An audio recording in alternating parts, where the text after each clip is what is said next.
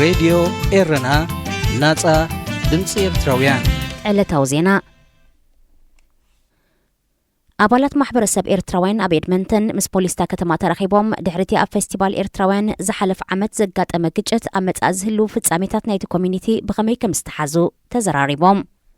ኣብቲ ብሶኒ 29 ጥር ዝተኻየደ ኣኼባ ምምሕዳር ኤድመንተን ፖሊስታ ከተማ ካብ ማሕበረኮም ኤርትራውያን ኣብ ኤድመንተን ከምኡውን ኣብቲ ዛዕባ ክሕግዙ ይኽእሉ እዮም ዝበሎም ውድባትን ዓዲሙ ከም ዘዘራረቦም ኤድመንተን ጆርናል ገሊጻ ኣብ ቦምበር ማሕበረሰብን ውድባትን ኤርትራውያን ኣብ ካናዳ ዞባ ኤድመንተን ላምብሮስ ኪያርካኮስ ኣብ ዝመጽእ ኣብ ዝግበር ፌስቲቫል ኤርትራውያን ፍቓድ ክወሃብ ድዩ ኣይወሃብን ሓድሽ ሓበሬታ የለን ክብል ገሊጹ ንሱ ብተወሳኺ እቲ ዝተገብረ ዝርብ ጽቡቕ እኳ እንተኾነ ነቲ ቀንዲ ጉዳይ ንምፍታሕ ብፖሊስ እኹል መርመራን መጽናዕትን ስለ ዘይተወስደ ምትእማን ከም ዘይፈጥር አብሪሁ ኣብ ካናዳ ኤድመንተን ፌስቲቫል ህግደፍ ደው ንምባል ብምንቅስቓስ ብርጌድና ሓመዱ ኣብ ዝተኻየደ ወፍሪ ብውሕዱ 11 ሰባት ከም ዝቆሰሉ ማዕከናት ዜና ተሃገር ንጸብጻብ ፖሊስ ምጥቃሰን ይዝከር እቲ ብወፍሪ መለይ ዝተሰመየ ፌስቲቫል ህግደፍ ኣብ ኤድመንተን ደው ናይ ምባል ምንቅስቓስ ኣቐዲሞ ጽልዋ ስለ ዝፈጠረን ሰፊሕ ሸፈነ ማዕከናት ዜና ስለ ዝረኸበን ጎነጽ ከይለዓል ዋላ እኳ ኣባላት ፖሊስን ሓይልታት ጸጥታን ኣብቲ ከባቢ ተዋፊሮም እንተነበሩ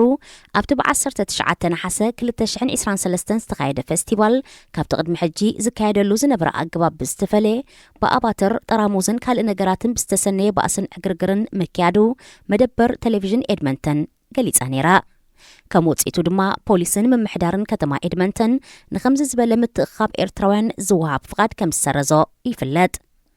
ብስም ብርጌድ ንሓመዱ ዝንቀሳቐሱ ኤርትራውያን ደለይቲ ለውጢ ኣብ ጀርመን ዓዲ እንግሊዝ ሽወደን ካናዳን ኣሜሪካን ዝተወደበ ፌስቲቫላት ህግደፍ ደው ንምባሉ ወይ ምስንኻሉ ዘካየድዎ ስርሒታት ብማዕከናት ዜና ዓለም ሰፊሕ ሸፈነዩ ተዋሂብዎ ኣምባሳደር ኢትዮጵያ ኣብ ሶማል ሙክታር መሐመድ ዋረ ምስ ማዕከናት ዜና ኢትዮጵያ ኣብ ዝገበሮ ቃለ መሕትት ንሶማል ብዝምልከት ዝሃቦ ሓበሬታ ይቕሬታ ሓቲቱ ኣምባሳደር ዋረ ሶማልያ ብመግዛእቲ ዝተመስረተት ሃገርያ ድሕሪ ምባል ሶማሊላንድ ስምምዓት ናይ ምፍራም ስልጣን ዘለዋ ነፃ ሃገርያ ክብል ተዛሪቡ እቲ ኣምባሳደር ካብ ስርሑ ክእለ ከም ዝኽእል ዝገልጽ ጸብጻባት ስዒቡ ንመንግስትን ህዝብን ሶማልያ ይቕሬታ ሓቲቱ ኣብ ሞንጎ ቀዳማይ ሚኒስትር ኢትዮጵያ አብይ አሕመድን ፕሬዚደንት ሶማሊላንድ ሙሳ ቢሂ ዓብዲ ድሕሪ ዝተበጽሐ ኢትዮጵያ ኣብ ደገ ባሕሪ ናይ ምጥቃም ውዕል ኣብ ሶማልያ ሓያል ስምዒት ፈጢሩሎ ካብ ፕሬዚደንት ሶማልያ ሓሰን ሼክ ማሕሙድ ክሳብ ተራ ሶማላውያን ስምዕ ኢትዮጵያ ሶማሊላንድ ብትሪ ክቃወምዎን ከለው ከም ምጥሓስ ሉዓላውነት ሶማልያ ተራእዩ ንኩናት ዝደፋፍእ ረስንታት ይረአሎ ኢትዮጵያ ኣብ ደገ ባሕሪ ንምርካብ ኣምሳያኡ ድማ ንሶማሊላንድ ከም ሉዓላዊት ሃገር ኣፍልጦን መሃብ ዘንቀደ ምስታ ርእሰ ምምሕዳር ነቲ ድሮ ብግጭት ደርቅን ድኽነትን ልሉይ ዝኾነ ዞባ ቀርኒ ኣፍሪቃ ናብ ዝበኣሰ ነውፂ ከየትዎ ይስጋእ ኣብ 1991 ንገዛእ ርእሳ ከም ሉዓላዊት ሃገር ዝኣወጀት ሶማሊላንድ ዝኾነት ሃገር ብወግዒ ኣፍልጦ ከም ዘይትህባ ይፍለጥ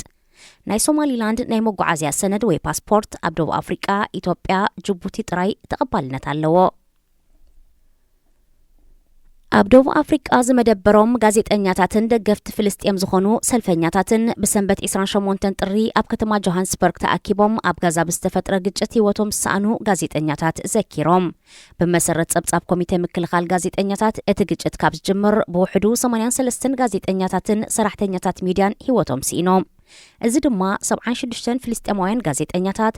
4 እስራኤላውያን ጋዜጠኛታትን 3 ሊባኖሳውያን ጋዜጠኛታትን የጠቓልል ኣብቲ ኣጋጣሚ ንጋዜጠኛታት ሓዊስካ ተሳተፍቲ ብዛዕባ ሪፖርተራት ዘጋጠሞም ብድሆታት ተዘራሪቦም ኣዳላው ናይቲ ኣብ ጎደና ዝተገብረ ዝኽሪ ደሽኒ ሱብራማኒ እቲ ዝቕጽል ዘሎ ግጭት ኣብ ምጉዳል ዓቕሚ ጋዜጠኛታት ጽልዋ ከም ዘለዎ ኣስሚሩሉ